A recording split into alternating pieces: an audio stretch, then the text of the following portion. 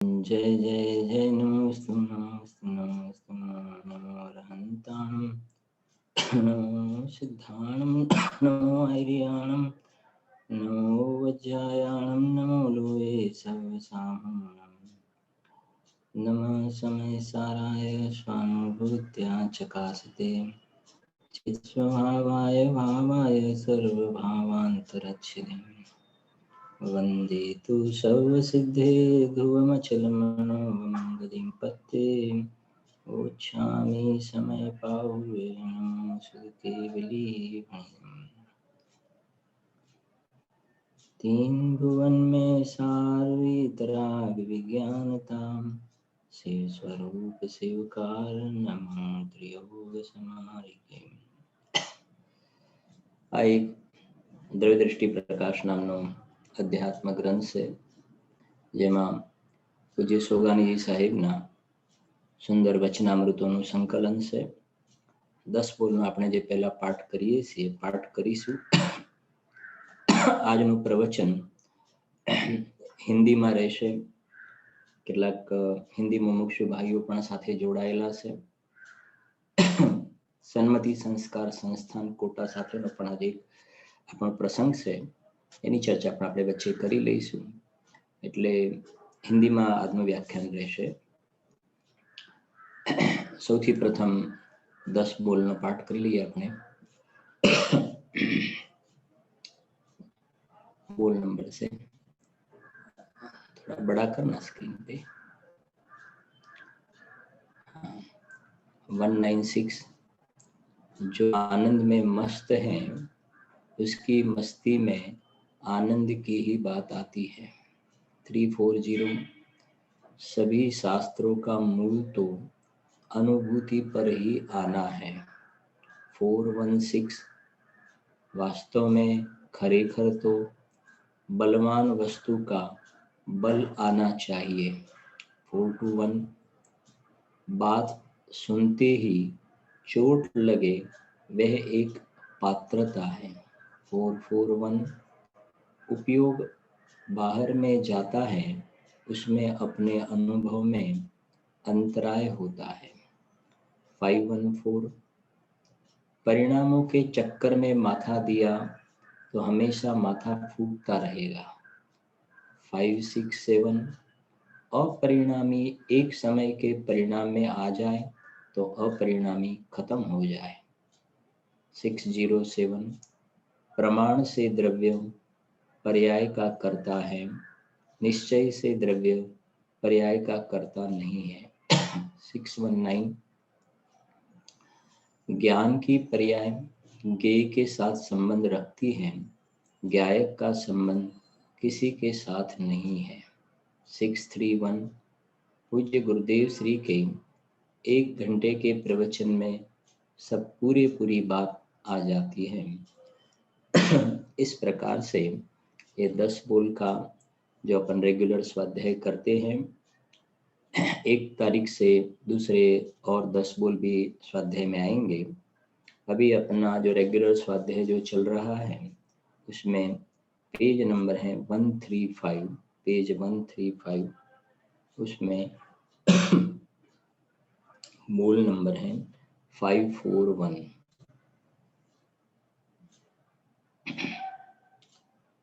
Page है 135 और बोल है 541.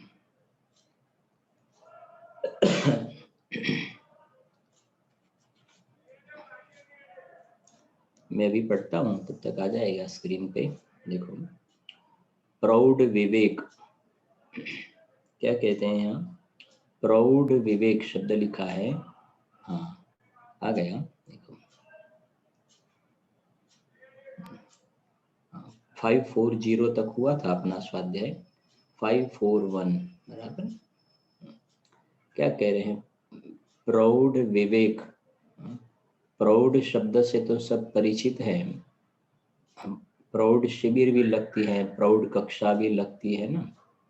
प्रौढ़ विवेक तो क्या है? प्रौढ़ विवेक माने उत्कृष्ट प्रकार का विवेक, सर्वोत्कृष्ट विवेक. क्या है प्रौढ़ विवेक? कितनी बढ़िया बात लिखी है.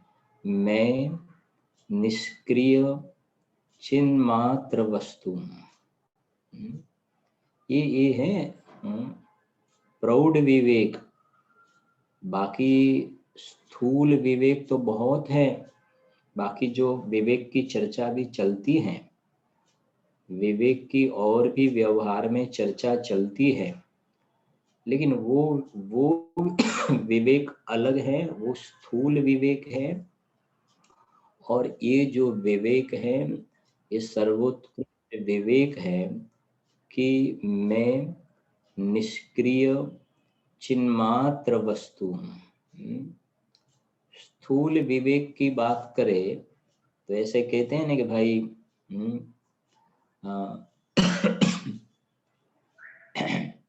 भोजन संबंध में विवेक होना चाहिए, बोलने में विवेक होना चाहिए, खाने में विवेक होना चाहिए। एक बात थोड़ी करें, कड़क थोड़ी लगेगी, लेकिन ग्रंथ ऐसा है, गुरुदेव श्री ने यही बात सिखाई है। समझना जरा शांति से थोड़ी। कौन से एंगल से अपन चर्चा कर रहे हैं उसको खास समझना, तो ये प्रौढ़ विवेक वाला बोल अपने को उसका गरिमा ख्याल में आएगी। खाने में विवेक होना चाहिए, बोलने में विवेक होना चाहिए, चलने में विवेक होना चाहिए, मंदिर जी में विवेक से सब काम करना चाहिए, पूजन की सामग्री वगैरह लेना, मुकना वगैरह। हाँ तो सबसे पहले थोड़ा विवेक की बात करें तो खाने में विवेक होना चाहिए। तो सबसे पहला विवेक ये होना चाहिए कि आत्मा खाता नहीं है। मैंने कहा ना, ये बात अटपटी लग सकती है, लेकिन ये रियल ट्रूथ है। अनादि काल से ये जो बाहर में खाने का विवेक, चलने का विवेक, बोलने का विवेक वाली बात, इस जीव ने अनंत बार इसका पालन तो किया। वो कषाय की मंदता है, जहां जिस प्रकार का कषाय की मंदता वगैरह। कषाय का अभाव वाली बात नहीं हुई ना। विवेक तो ये है कि मैं आत्मा बोल नहीं सकता है, आत्मा खा नहीं सकता है। यही छड़ाला के प्रवचन जो गुरुदेव श्री के चल रहा है, उसमें एक बोल आता है, अज्ञानी जीव ये कहता है कि हम भोजन नहीं करेंगे तो मर जाएंगे। लेकिन हमारे जिनेंद्र भगवान ये कहते हैं, हमारे गुरुदेव श्री ये कहते हैं कि अगर आत्मा भोजन करे तो मर जाए, भोजन करे तो आत्मा मर जाए, क्योंकि भोजन है वो पुद्गल का स्कंद है, और आत्मा उसको ग्रहण करे तो आत्मा अचेतन हो जाए। निर्जराधिकार की गाथा वो पढ़ना, और लॉजिक से बात भी सिद्ध होती है। आत्मा भोजन करे तो आत्मा मर जाए, तो सबसे पहले तो ये विवेक होना चाहिए कि आत्मा भोजन नहीं कर सकता है। नहीं, फिर हम कैसा भी भोजन करेंगे? अरे पहले ये नक्की करो ना कि आत्मा भोजन नहीं कर सकता है। हम कैसा भी अरे ये मिथ्यात्व का अभक्ष है, वो सबसे बड़ा अभक्ष है। त्रसघात, बहुघात, अनुपसेव्य, अनिष्टकारक, नशाकारक। ये मिथ्यात्व अनंतानुबंधी कषाय वही सबसे बड़ा त्रसघात, बहुघात, अनुपसेव्य, अनिष्टकारक, नशाकारक है। इसमें अपने चैतन्य प्राणों का घात होता है, अनुपसेव्य है, सेवन करने योग्य नहीं है, अनिष्टकारक है, संसार में रुलाने वाला है, मिथ्यात्व है वो। तो ये जो बात चले ना प्रौढ़ विवेक, बार वाले विवेक में ये जीव जो सावधान रहता है, तो ये स्वयं ऐसा भी मानने लगता है कि मैं कुछ धर्म कर रहा हूँ, और दूसरे लोग भी ऐसा उनको धर्मात्मा का विरुद्ध देते हैं, कि बहुत सब कुछ काम विवेक से करते हैं, लेकिन ये आत्मा पर का काम कर ही नहीं सकता है। ये तो विवेक प्रकट नहीं हुआ। ये प्रौढ़ विवेक की चर्चा चल रही है ना। सबसे पहला लिखा है निष्क्रिय, निष्क्रिय शब्द लिखा है, निष्क्रिय। निष्क्रिय का मतलब समझ गए ना आप? ये जो अंदर में दृष्टि का विषय भूत जो भगवान आत्मा शुद्धात्मा वो तो निष्क्रिय है, बंध मोक्ष के परिणाम का भी वो करता नहीं है, उससे भी शून्य है। बंध मोक्ष के परिणाम से भी जब भगवान आत्मा शून्य है, उसका भी करता नहीं है, अकारक है, निष्क्रिय है। तो हम बाहर के कार्यों में हमें विवेक से सब काम करना चाहिए। तो जैन शासन में ये अध्यात्म में जो विवेक वाली बात है, ये इस प्रकार का विवेक इस जीव ने अनंत काल से एक दफे प्रकट नहीं किया है। और ये शब्द आपको देखना हो ना, ग्रंथादिराज समय सार की 23, 24, 25 गाथा, उसकी अमृतचंद्र आचार्य देव की टीका पढ़ना, लिखा भी है इस प्रकार से वहां, जिस प्रकार परम अविवेक से हस्ती आदि पशु सुंदर आहार को तृण सहित भोजन करते हैं, हे दुरात्मन आत्मा को घात करने वाला, ऐसा करके अमृतचंद्र आचार्य देव ने लिखा है विवेक शब्द। अगर ये विवेक नहीं है तो परम अविवेक है। ये मैं बढ़िया बोल सकता हूँ, सबको समझा सकता हूँ, मैं बढ़िया लिख सकता हूँ, परम अविवेक है, परम अविवेक है। ये पहले नक्की करना पड़ेगा। टोडरमल जी साहब ने भी लिखा ना, वचनादिक लिखनादिक क्रिया वर्णादिक अरु इंद्रिय हियाम, ये सब है पुद्गल का खेल, इनमें नाही हमारो मेल। ज्ञानी पुरुष के वचन है ये। और अज्ञानी जीव तो उसमें ही अंदर में रच पच कर ये अविवेक है, मिथ्यात्व का पाप लगता है, जीव को ये नहीं दिखता है। इसलिए पहला बोल क्या कह रहे हैं आप, निष्क्रिय, निष्क्रिय फिर चिन्मात्र, क्योंकि छहो द्रव्य में जो टिकने वाला भाव है वो तो निष्क्रिय है। पुद्गल में भी उसका, पुद्गल का परमाणु है ना, उसमें भी 2 पार्ट हैं, उसकी अवस्था चेंज होती है और वो कुटस्थ रहता है, उसका द्रव्य स्वभाव, वो तो निष्क्रिय है। लेकिन मैं निष्क्रिय के साथ में लगा है चिन्मात्र, निष्क्रिय चिन्मात्र। निष्क्रिय चिन्मात्र माने चैतन्य मात्र। मेरे प्रदेश में, मेरे असंख्य प्रदेश में चेतना चेतना चेतना है। मैं अमूर्तिक प्रदेशों का पुंज, प्रसिद्ध ज्ञानादि गुणों का धारा। मेरे प्रदेश में आनंद भरा है, सुख भरा है, ज्ञान भरा है। मेरे प्रदेश में राग नहीं है। ये तो शरीर तो बहुत दूर की बात हो गई ना। मेरे प्रदेश में राग नहीं है क्योंकि राग में चैतन्यपना नहीं है, वो तो चैतन्य का विकार है। जड़ बताया ना समय सार में, तो उसको पुद्गल का परिणाम भी बता दिया। स्पष्ट लिखा, निष्क्रिय चिन्मात्र, निष्क्रिय चिन्मात्र, मैं निष्क्रिय चिन्मात्र वस्तु हूं। निष्क्रिय चैतन्य मात्र, ये देह तो जड़ है, ये मैं नहीं हूं, ये मैं नहीं हूं। रागादि परिणाम होते वो मैं नहीं हूं। इसके लिए गुरुदेव कहते मैं पैसे वाला, बाइडी वाला, छोकरा वाला, आबरू वाला, धंधा वाला, वो सब चौकड़ी लगा दो। वो अज्ञान है, वो परम अविवेक है, परम अविवेक। मैं वक्ता हूं, मैं श्रोता हूं, मैं प्रवचनकार हूं, मैं बढ़िया प्रवचनकार हूं, मैं पैसे वाला हूं, मैं डॉनर हूं। बात समझ आती है ना? हाँ, मैं बिजनेसमैन हूं, मैं डॉक्टर हूं, मैं इंजीनियर हूं, मैं बड़ा उद्योगपति हूं। ये गलत है, सब गलत है। मैं तो चिन्मात्र, निष्क्रिय, कुटस्थ, अपरिणामी, निष्क्रिय चिन्मात्र, मिलेगा निष्क्रिय चिन्मात्र हूं, वस्तु छूं, मैं हूं। मैं सद्भाव रूप अभाव रूप नहीं हूँ। मेरा एग्जिस्टिंग पना है, होना पना है मेरा, लेकिन मैं कहाँ हूँ, मेरे में क्या है? मैं ज्ञान और आनंद स्वभाव वाला हूँ, निष्क्रिय चिन्मात्र। इससे लिखा पहला प्रौढ़ विवेक, कितना बढ़िया।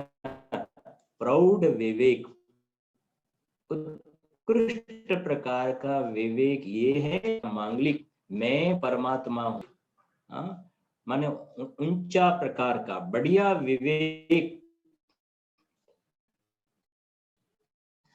अभी कई लोगों ने तो जीवन में इस प्रकार की बात ही नहीं सुनी होगी ना। इसके लिए हमारे गुरुदेव श्री कहते हैं, अरे आ बात काने पड़वी दुर्लभ से, काने पड़वी दुर्लभ से। भाग्यशाली होवे उनके कान में ये बात जाती है। क्या कि मैं निष्क्रिय, निष्क्रिय, सक्रिय नहीं।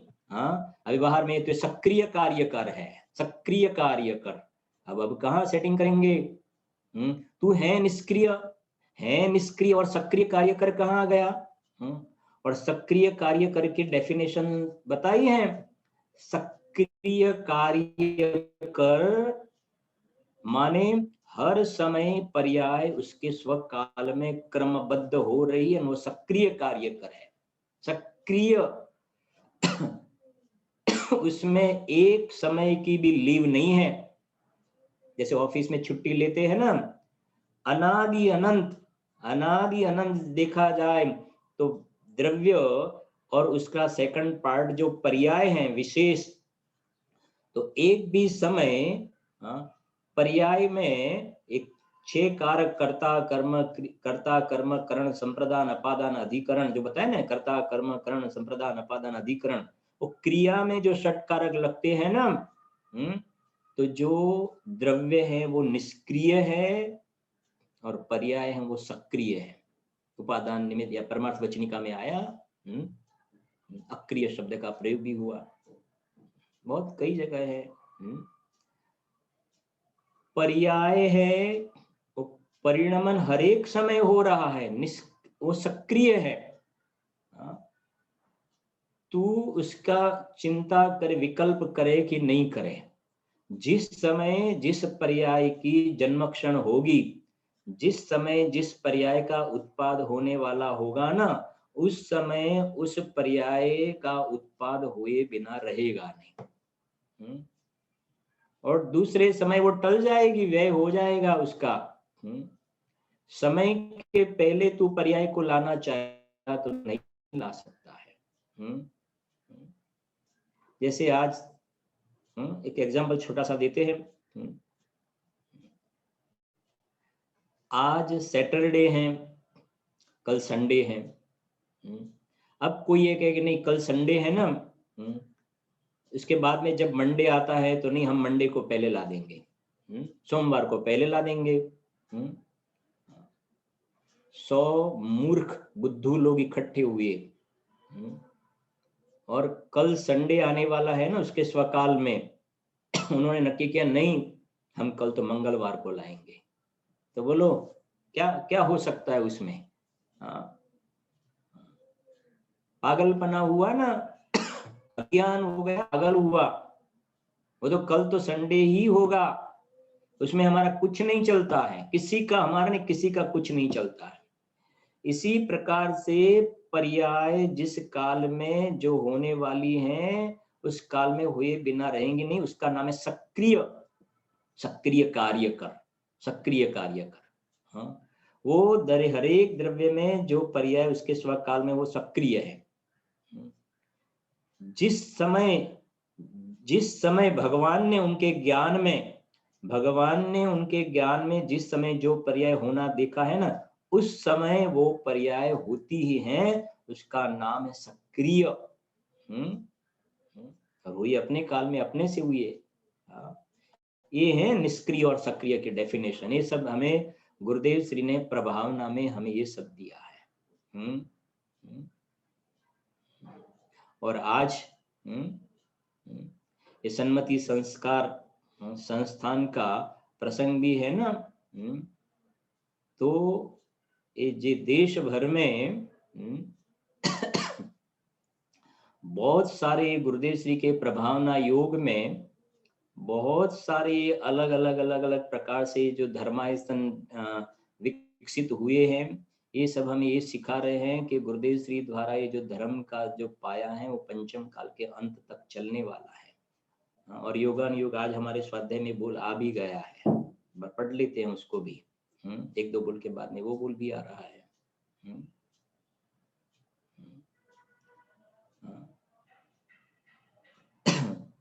पूज्य गुरुदेव श्री द्वारा सुवर्णपुरी सोनगढ़ से ये जो भगवान आत्मा का, भेद ज्ञान का, शुद्धात्मा का, जगत में सभी जीव भगवान हैं, भगवान हैं, हम सबको भगवान तरीके देखते हैं, और सब पर्याय में भगवान हो जाए, ये जो गुरुदेव श्री द्वारा अद्भुत अलौकिक ऐसी जो श्रुत का इस अमृत वचन का शंखनाद हुआ ना,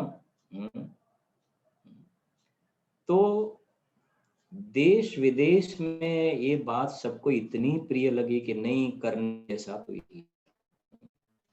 तो गुरुदेव श्री जब सुवर्णपुरी में जब थे, सबसे पहले तो समझो अकेले ही थे, बाद में ये बात अच्छी लगी, तो जैसे एक शक्कर की डली होती है ना, तो शक्कर की डली होती है तो मीठी होती है ना, तो चींटियां तो सब जगह से आ जाती, इकट्ठी हो जाती है ना। इसी प्रकार से गुरुदेव श्री की ये भगवान आत्मा की बंसरी ऐसी बजी शुद्धात्मा की, तो देश विदेश से चाहे मध्य प्रदेश हो, उत्तर प्रदेश हो, कर्नाटक हो, तमिलनाडु हो, यूएस हो कि यूके हो कि कहीं भी हो, गुजरात हो कि राजस्थान हो, सब जगह से ये बात सब सुनने के लिए गुरुदेव श्री के शरण में आए, और ये बात सबको लगी अच्छी। तो आज उसी समय से समझो कि एक के बाद एक के बाद एक के बाद जैसे सम्यक दर्शन वो धर्म का मूल है, धर्म का मूल, फिर उसमें से श्रावकपन आता है, मुनि दशा आती है, अरहंत दशा आती है, सिद्ध दशा आती है ना। इसी प्रकार से ये भगवान आत्मा क्या सभी भगवान हैं, उसके बस ये मूल बात है।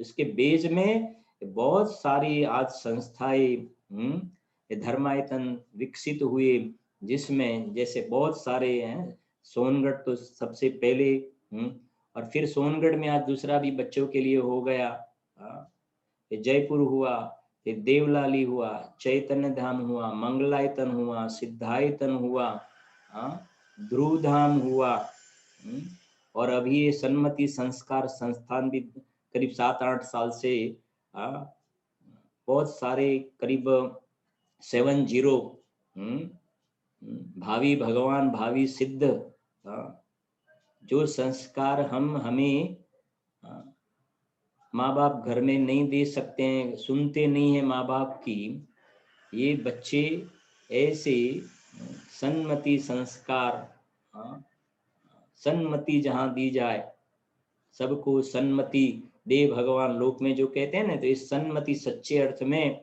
5 भगवान महावीर स्वामी के नाम थे ना, उसमें एक सन्मति माने सम्यक ज्ञान, सम्यक ज्ञान कैसे प्रकट होवे। बाकी तो बाहर में ये लौकिक पढ़ाई है, वो तो सब कल ही शाम के स्वाध्याय में एक बात आई थी, अभी शायद याद आए कि नहीं आए, कैसा पढ़ाया जाता है।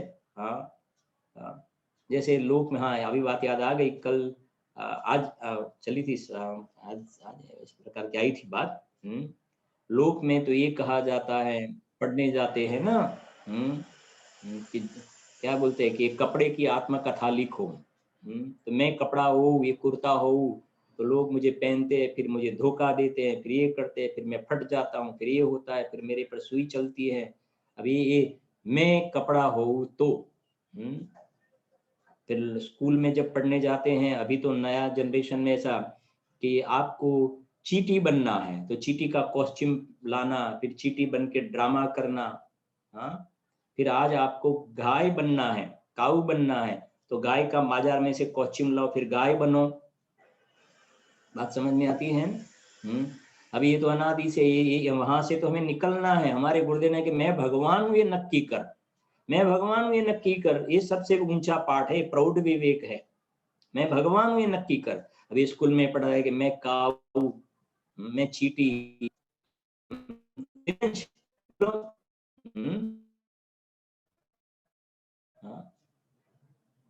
फिर मैं एरोप्लेन हो तो बोलो, मैं कार हो तो फिर कार का कॉस्ट्यूम, एरोप्लेन का कॉस्ट्यूम हमारे पुद्गल हो जा तू।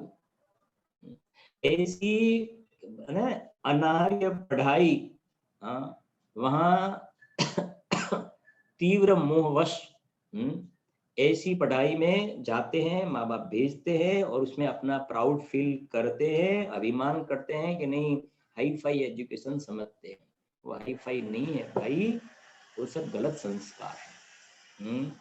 ये जो सारे ये जो चैतन्य धाम, देवलाली, जयपुर, सोनगढ़, ये जो सारे बताए ना, और अपना बहनों को भी जो आत्मार्थी ट्रस्ट दिल्ली है, फिर अपना ध्रुव धाम, फिर शाश्वत धाम में बालिकाएं पढ़ रही है, और भी शायद कोई रह भी गया हो, और भी आगे होंगे भी सही। इन सब संकुलों में, क्योंकि हमारा तो चैतन्य धाम में आना जाना होते हैं, बच्चों से मिलते हैं, देखते हैं कैसे कैसे उनको जो माँ बाप घर में उनसे इतने त्रस्त हो गए मोबाइल से, वो बच्चा वहां पढ़ने के लिए जाता है, फिर घर आने का नाम नहीं लेता है।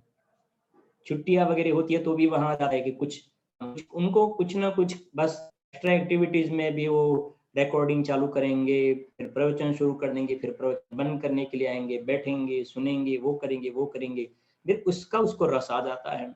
तो शुरुआत में तो माँ बाप को राग रहता है ना, थोड़ा ऐसा रहता है, लेकिन उन और दूसरी एक बात कहे ना तो उनके स्नेहीजन रिलेटिव्स आते हैं ना, तो कि तूने एक का एक लड़का था, एक लड़की थी, भेज दिया, वहां भेज दिया, वहां भेज दिया, तुझे क्या परेशानी थी, क्या परेशानी थी, ऐसा उनका मॉरल डाउन करते हैं। ये सब हम मिलते हैं ना, मॉरल डाउन करते हैं। तब हमारी भी बात होती है कि नहीं, हम कहते हैं कि नहीं भाई आप चिंता मत करो, लोग ये तो अज्ञानी जन तो बाहर में मोहित तो तीव्र मोहित तो ऐसा ही कहेंगे जगत तो। फिर वो थोड़ा धैर्य रखते हैं ना, तो 6 महीने में इतना बढ़िया रिजल्ट मिलता है, तो माँ बाप प्रसन्न हो जाते हैं कि नहीं, हमने जो हमारे हम जिसे हम रिश्तेदार कहते हैं, वो उन्होंने बताया हुए वो हम डिसीजन लेते तो आज हम बहुत मुश्किल में होते। लेकिन आज हम बहुत हमको धन्य अनुभव करते हैं कि नहीं, हमारा लड़का ये जो संकुलों में वगैरह में जाते हैं, उनके अंदर में भगवान बनने के संस्कार पढ़ते हैं। गुरुदेव श्री का एक बोल याद आता है, गुरुदेव श्री के जीवन की घटना याद आती है कि गुरुदेव श्री जब 13 ईयर के थे, 13 साल के, 13 ईयर के, और उमराड़ा से गारियाधार गए थे। गारियाधार उनकी बहन के यहाँ, 13 साल की उम्र थी, गारियाधार। तो उस वक्त संग जमण था, माने पूरा संघ का भोजन था, सभी को सामूहिक न्योता होता है ना भोजन का, संग जमण बोलते हैं स्थानकवासी संप्रदाय में, संग जमण, सबको आना। तो गुरुदेव श्री 13 साल का आप इमेज करना, 13 साल क्या होता है। गुरुदेव श्री की तबीयत ठीक नहीं थी, बुखार था, बुखार था। तो गुरुदेव श्री जाने की भावना नहीं थी, तो जिनकी तरफ से भोजन था ना, संग भोजन, वो महानुभाव आए थे।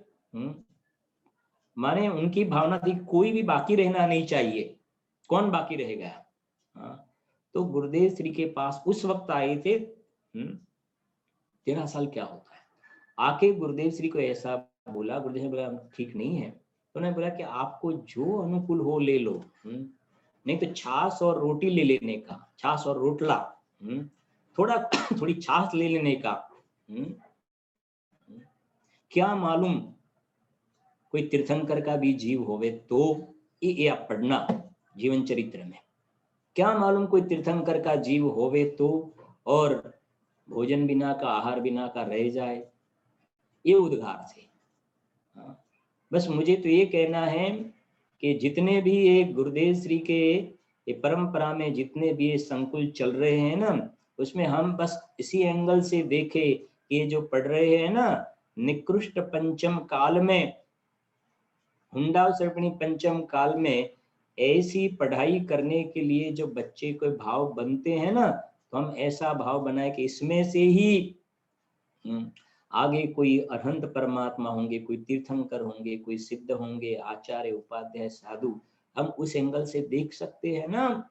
जैसे बच्चा मेडिकल में पढ़ता है, स्टार्टिंग किया 12th में पढ़ता है, तब दिमाग में डॉक्टर डॉक्टर डॉक्टर, हाँ, एक गलत गलत परिणाम चल रहे हैं ना वहां। तो हम यहाँ पॉजिटिव अनुमान क्यों नहीं लगा सकते कि ये संस्कार के बल पे जीव आगे भगवान बन जाएगा। तो वास्तव में देखा जाए तो ये जो जितने भी धर्मायतन बन रहे हैं ना, ये वास्तव में देखा जाए तो भगवान बनने के संस्कार उसमें दिए जाते हैं। नाम है ना सन्मति संस्कार संस्थान, जहां भविष्य में संस्थान ही नहीं मिले, संस्थान सहनन बताए ना। माने संस्थान माने आत्मा का प्रवेश का जैसा आकार है वैसा सारी अनंत काल तक रह जाए, सारी अनंत काल ऐसा का संस्थान नाम का नाम कर्म नहीं होवे। इस प्रकार की ये वहाँ ये अपने संस्थान दी जाएंगी। उसमें अपने भाई अपने अपने समाज के तो वैसे कहे तो विनू भाई राशन बम्बई में जो एकदम एक्टिव है, और बृहद जो बम्बई है उसमें सभी अष्टानिका वगैरह में विद्वानों का कैसे सेटिंग करना, 10 लक्षण में विद्वानों का सेटिंग कैसे करना, देवलाली में सिमंदर जिनालय में एकदम जो एक्टिव पर्सन है, 10 दिन में उनके घर पे रुका भी हुआ हूँ। एक ही कमरा है, एक ही कमरा, 10 दिन 10 लक्षण में उनके यहाँ रुका हूँ। उसके हिसाब से आप समझ सकते हैं कि जिनके हृदय में जगह होती है ना साधर्म्य के लिए, उनके लिए घर में जगह ही जगह होती है।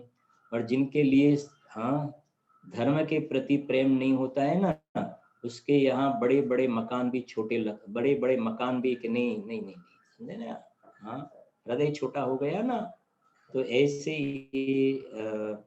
इनके ये वात्सल्य भाव विनू भाई का, और ये संस्था जो है करीब 8-9 साल से चल रही है, उसमें वर्तमान में अध्यक्ष भी हैं, और अपने जय कुमार जी बाबा जो हमारे गांव कलोद में आ भी चुके हैं, परिचित भी हैं हम उनसे, काफ़ी अच्छा डिवोशन भी है, अच्छे तत्व ज्ञान प्रचार प्रसार में विद्वत्ता के रूप में प्रवचन के लिए कई जगह जाते भी हैं, सभी स्थानों पे बम्बई में जा भी चुके हैं, सब उनसे अच्छी तरह से परिचित भी है।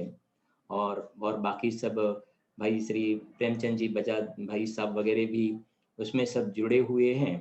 तो ये जो मैं भी बोले पढ़ने का थोड़ा मुझे भाव है, ये अचानक वैसे डेली हमारा स्वाध्याय में इधर दृष्टि प्रकाश के बोल चलते हैं।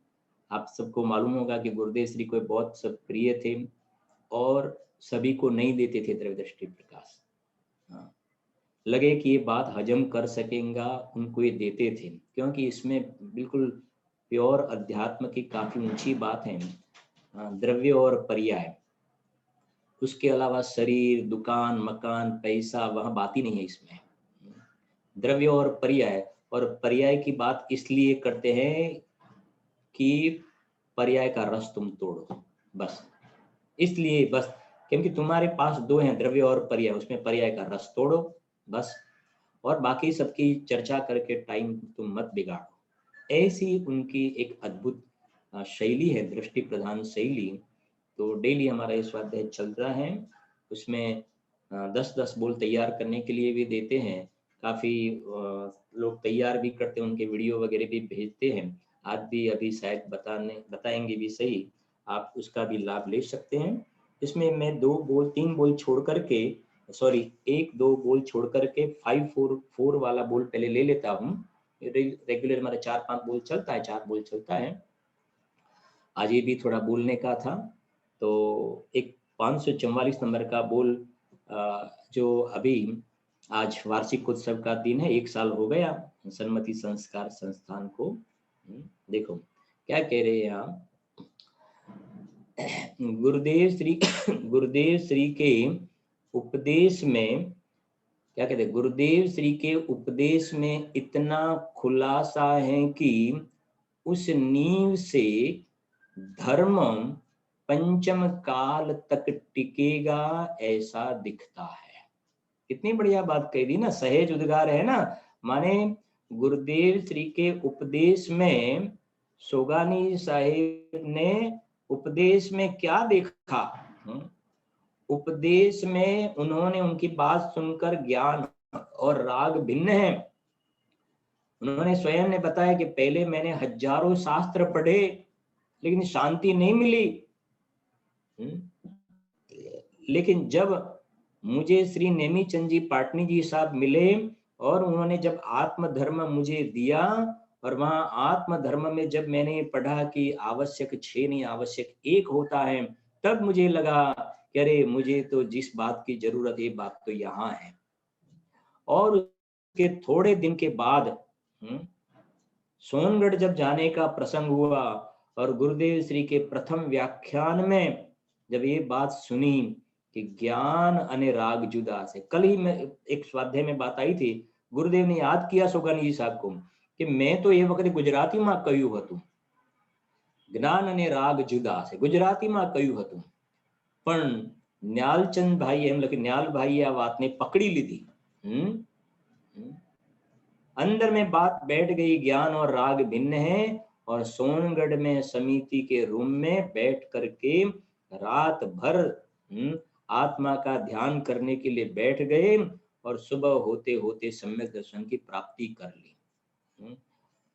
आप मुझे ये कहना है कि गुरुदेव श्री की बात की जो डेप्थ, गंभीरता, गहराई, उसका वजन, कैसी टंकोत्कीर्ण गुरुदेव श्री की वाणी, वो ज्ञानी पुरुष पहचान लेते हैं और उस वाणी की, गुरुदेव श्री के मंगल वाणी की महिमा बताते हुए उन्होंने कह दिया, सहज उनको भावाए कि गुरुदेव श्री द्वारा जो ये भगवान आत्मा का भेद ज्ञान का शुद्धात्मा का शंखनाद हुआ है, ये पंचम काल के ये नींव है, ये तो नींव है। पंचम काल के अंत तक बता दिया ना, ये धर्म ध्वजा चलने वाली है। और इसके प्रमाण के रूप में अपन देखते हैं, आज एक के बाद दूसरा, दूसरे के बाद में तीसरा, तीसरे के बाद में चौथा, ये सब पूरा इस प्रकार से ये अलग अलग अलग प्रकार से जो धर्मायतन बन रहे हैं, बहनों के लिए भी हो गया, शास्त्री डिग्री वाला भी सब हो गया, अलग अलग प्रकार से सब वहां जुड़े हुए। और ये समझो कि कोरोना वगैरह का टाइम आया, कोरोना वगैरह का जो पीरियड अभी थोड़ा निकल गया, लेकिन जिस वक्त वो एकदम हाई डेंसिटी पे था शुरुआत में 3-4 महीना, तो उस वक्त पूरे ये मुमुक्षु वर्ग ने ऑनलाइन द्वारा कैसे कैसे कितना सबने लाभ लिया। कई लोग ऐसा ही बोलते हैं ना, वो बात तो गरिमा अलग है मंदिर में जाके सब अनुष्ठान करने की, लेकिन पूरे दिन के हम तो घर में रहना है, बाहर जाना नहीं, तो 24 घंटों तक एक के बाद देश भर में जितने कार्यक्रम चलते हैं उसका हमने पेट भर पर के लाभ लेते हैं। और बच्चों में भी हर प्रकार का, जिनको जिस प्रकार का चाहिए, क्योंकि घर में ही रहना है, तो जिनको रुचि नहीं थी वो भी सुनने लगे, थोड़ा बहुत सुनने लगा कि यार बात तो बढ़िया है, ये तो अच्छी बात कह रहे हैं, कहाँ गलत कह रहे हैं। तो कितने ही जीव ऐसे हैं जिनके जीवन परिवर्तन में ये गुरुदेव श्री की बात, इसमें ये कोरोना निमित्त भूत कारण भी हो गया और ये गुरुदेव श्री की बात बैठ गई। आज भी देखे तो हम सब ऑनलाइन में सभी यहाँ वहां सब जुड़े हुए हैं ना, तो ये तो बता रहे हैं कि गुरुदेव श्री की बात सबको प्रिय है, सबको प्रिय है ये, क्योंकि गुरुदेव श्री की बात मेरी बात है, ये मेरी बात है। उनकी वाणी में ये आया कि मैं भगवान हूं, मैं परमात्मा हूं, ये नक्की कर। उनकी वाणी में, मंगल वाणी में आया, तो ये तो मेरी बात कर रहे हैं। तो सबको ये बात सुनना अच्छा क्यों लगते हैं, क्यों अच्छी लगती है? क्योंकि हमें आधा घंटा होवे, पौना घंटा होवे, 1 घंटा होवे, लेकिन इसमें तो हमारी गाना गा बखान किए जाएंगे, हमारी प्रशंसा की जाएंगी कि मैं परिणाम मात्र से भिन्न अनादि अनंत एक अखंड ज्ञायक भाव हूं। तो ये बात सुनने में भी गुरुदेव जी कहते हैं, जैसे जो डायमंड होता है ना, डायमंड को ऐसा एमरी पर घिसते हैं, एमरी पर डायमंड को घिसते हैं, तो उसमें नीचे धूल गिरती है, उसकी धूल। तो वो डायमंड जो चमकीला हो जाता है ना, उसकी कीमत तो बहुत होती है, लाखों रुपए में उसकी कीमत होती है। लेकिन इसकी जो नीचे धूल गिरती है ना, वो भी बहुत कीमती होती है। इसी प्रकार से ये जो बातें सुनते हैं ना, तो सुनने के बाद अंदर में जीव परिणमन कर लेता है ना, तो ये रियल डायमंड भगवान आत्मा की उपलब्धि होती है। पर्याय में सम्यक दर्शन ज्ञान चारित्र त्रिरत्न प्रकट होते हैं। वो तो अद्भुत बात है ही, लेकिन ये बात सुनने के जो परिणाम है, उसमें शुभ भाव में पुण्य भी बहुत ऊंचे प्रकार के बनते हैं। किसको ये सुनने के भाव होते हैं? हाँ, ये भी वर्तमान निकृष्ट काल में, जहां बाहर में देखो, जहां देखे ना, भोग का साम्राज्य खड़ा हुआ है, वहां ये धर्म की बात सुनने का किसको भाव आए? इसलिए कई जगह गुरुदेव श्री को याद करके कहा है। अभी शुरुआत में 10 बोल पढ़ा ना, उसमें एक बोल आया था लास्ट वाला, पूज्य गुरुदेव श्री के 1 घंटे के प्रवचन में सब बात आ जाती है। 1 घंटे के प्रवचन में पूरी बात आ जाती है। 1 घंटा अपन ध्यान से सुने ना, ये त्रिकाली भगवान आत्मा जो शुद्धने का विषय, दृष्टि का विषय, शुद्ध आत्मा को हर एक एंगल से वो जो बताते हैं, 1 घंटे में पूरा विषय क्लियर आ जाता हर एक प्रवचन के अंतर्गत। और भी उन्होंने एक बोल लिखा, गुरुदेव श्री ने दुकाल में सुकाल कर दिया है। दुकाल में सुकाल है, पंचम काल है ना, जिस प्रकार रेगिस्तान में कल्प वृक्ष की प्राप्ति हो जाए, रेगिस्तान जहां वृक्ष नहीं दिखे, वहां कल्प वृक्ष मिल जाए, कल्प वृक्ष मिल जाए। इसी प्रकार से पंचम काल में तीर्थंकर भगवान का विरह, गणधर देव का विरह, उसी जगह ये भगवान की वाणी में जो बात आती है, ये बात हमें बिल्कुल विदेश क्षेत्र में जो वर्तमान में सिमंदर भगवान 20 तीर्थंकर कह रहे हैं, 2500 साल पहले महावीर भगवान जो कह रहे थे, यही बात गुरुदेव श्री ने हमें डंके की चोट एक एक लाइन खोल करके बताई। वो दुकाल में सुकाल कर दिया, धोध मार वर्षा कर दी है। तो इस प्रकार से ये आज का जो प्रसंग है, इसके साथ में ये बात भी कह दी। और 542 नंबर का एक बोल देख लेते हैं, अपने पास 2 मिनट है, 542 बोल भी देख लेते हैं। सुगानी जी साहिब की शैली से भी परिचय हो जाए थोड़ा। क्या कहते हैं, देखे, कई लोग संसार की दुकानदारी छोड़ शास्त्र की दुकानदारी में फंस गए। लो, अबे है ना, कितनी बढ़िया बात कह दी। कई लोग संसार की दुकानदारी छोड़, माने हमने तो रिटायरमेंट ले लिया, हमने तो निवृत्ति ले ली, दुकान पे हम बिल्कुल नहीं जाते हैं, बच्चे को सब सौंप दिया है, हम तो रिटायर हो गए। फिर क्या करते हो? अब शास्त्र की दुकानदारी में फंस गए। क्या मतलब बताया ना, शास्त्र की दुकानदारी में फंस गए। शास्त्र समझना, शास्त्र सबको समझाना, उसमें फंस गए। भाई, शास्त्र अभ्यास तो है अपने आत्मा का अनुभव करने के लिए था, तो आत्मा का अनुभव का रह गया बाजू में, और अनंत काल जो काम किया ना, वो रिपीट कर रहे हैं।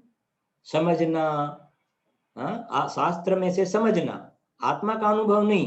ये नय का कथन है, ये नय का कथन है, ये नय का कथन है, इसमें ये शब्दार्थ है, इसमें ये नयार्थ है, इसमें ये भावार्थ है, ये मतार्थ है। बात थोड़ी कड़क लग सकती है, लेकिन ये वास्तविकता है। इसमें फंस गया जीव। कलश टीका में इसका बहुत बढ़िया अर्थ किया। जिन वचसी रमनते स्वयं वांत मोहा, जिनेन्द्र भगवान के वचनों में रमने का अर्थ है, इसका ये वाचक शब्द का वाच्य जो शुद्धात्मा है ना, उसमें रमना, उसका नाम है जिन वचन में रमना।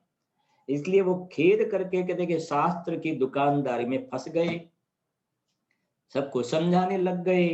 हाँ, शास्त्र पढ़ना हो गया और सबको समझाने में लग गए, अपना आत्मा का अनुभव का तो प्रयोजन वो साइड में रह गया। तो वो वहां से ऊपर उठाते हैं। कोई धंधे व्यापार में या डूबने की बात नहीं, ऊपर उठाने के लिए कह रहे हैं। इस प्रकार से एक एक बोल बहुत बढ़िया है। फिर कभी मिलना होगा तो इसकी चर्चा और करेंगे। अभी हम सभी सुन रहे थे आदरणीय पंडित श्री शैलेश भाई जी का बहुत ही मार्मिक प्रवचन।